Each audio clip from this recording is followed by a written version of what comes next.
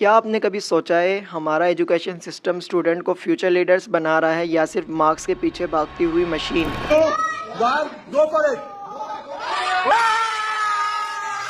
रहा कैल्शियम और ये रहा ऑक्सीजन। जब हम इन दोनों को मिक्स करेंगे ना, ये चुरा जाती है नीचे से, तो ऊपर से यार देखें कि बुलबुले निकलना शुरू हो रहे हैं। बुलबुले कैसे निकलेंगे? गुड़ गुड़ करके ना बुलबुले निकलेंगे। ऊपर ये जो धुआं निकल रहा है, ये जो भाप है, तो जब हम ये सारा कुछ परफॉर्म करेंगे ना लैब में, तो ये इतना खतरनाक हो सकता है कि हमारी जो आंखें ना वो जल सकती हैं। हमारे स्कूल्स और कॉलेजेस में एक ऐसी अंधी रेस चल रही है जहां रट्टाफिकेशन को टैलेंट समझा जाता है और सिलेबस आउटडेटेड है। फिजिक्स, केमिस्ट्री, बायो, मैथमेटिक्स, इन सब सब्जेक्ट्स का असल मकसद था कि स्टूडेंट को समझ, क्रिटिकल थिंकिंग, लॉजिक और एक्सपेरिमेंट सिखाए जाए। लेकिन असल में होता क्या है, सिर्फ फार्मूलाज रटवा दिए जाते हैं। फिजिक्स में कोई रियल लाइफ एक्सपेरिमेंट नहीं, केमिस्ट्री में लेबॉर्ट्री सिर्फ नाम की, बायोलॉजी में कोई रिसर्च और प्रैक्टिकल वर्क नहीं, सिर्फ एक ही टारगेट, रट्टा लगाओ, एग्जाम पास करो और मार्क्स ले आओ। जिन सब्जेक्ट का 90% ताल्लुक प्रैक्टिकल से है, लैब रिसर्च से है, वहाँ हमारे 100 में से 97 प्राइवेट स्कूल्स एंड सेंटर्स बच्चों को सिर्फ रट्टाफिकेशन पर लगा कर रखते हैं और एग्ज़ाम से कुछ दिन पहले बस फॉर्मेलिटी पूरी करने के लिए कुछ प्रैक्टिकल्स करवा दिए जाते हैं और पूरे साल बस थ्योरी, डेफिनेशंस, डायग्राम्स और वाइट बोर्ड पर लेक्चर्स। और ऐसा इसलिए भी होता है कि हमारे टीचर्स के पास खुद रियल लाइफ प्रोजेक्ट्स और एग्जाम्पल्स नहीं होती। हमारे मुल्क में कोई बायो, फिज़िक्स, केमिस्ट्री, कंप्यूटर में पीएचडी भी कर ले, उसके पास खुद का कोई प्रोजेक्ट ही नहीं होता। एक सॉफ्टवेयर डेवलपर के पास खुद का सॉफ्टवेयर नहीं होता और वो बच्चों को सॉफ्टवेयर बनाना सिखा रहा होता है। और एक केमिस्ट्री, बायो, फिज़िक्स एक्सपर्ट के पास उसका कोई खुद का रियल लाइफ प्रोजेक्ट नहीं होता, ना ही उसकी कोई टेक्निक होती है और ना ही डिस्कवरी। बस जैसा उनके टीचर्स ने समझाया, बताया, डायग्राम्स बनवाए, डेफिनेशंस याद करवाई, सेम वो अपने स्टूडेंट के साथ कर रहे होते हैं। प्रैक्टिकल बस नाम का। रिज़ल्ट, स्टूडेंट साइंटिस्ट बनने के बजाय सिर्फ क्वेश्चन पेपर सॉल्विंग मशीन बन जाते हैं। हमारे सिलेबस में ना तो मोटिवेशन है, ना एग्जाम्पल्स, ना डिस्कवरीज़।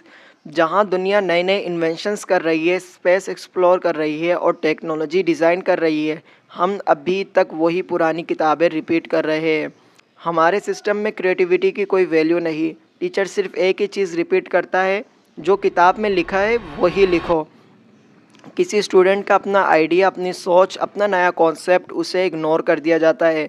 इसीलिए हमारे पास बहुत कम साइंटिस्ट, इन्वेंटर्स और रिसर्चर्स मौजूद हैं, क्योंकि हमारा एजुकेशन सिस्टम टैलेंट को दबा रहा है। सोचो, जब एक स्टूडेंट फिज़िक्स पढ़ता है तो उसे रॉकेट साइंस या इलेक्ट्रिसिटी का प्रैक्टिकल समझना चाहिए। जब एक स्टूडेंट केमिस्ट्री पढ़ता है तो उसे लेबॉर्ट्री एक्सपेरिमेंट करने चाहिए। जब एक स्टूडेंट बायोलॉजी पढ़ता है तो उसे मेडिकल रिसर्च या डिस्कवरीज़ का पार्ट होना चाहिए। लेकिन इन सब सब्जेक्ट्स में हमारे टीचर्स एक ही चीज़ करवाते हैं और वो है रट्टाफिकेशन।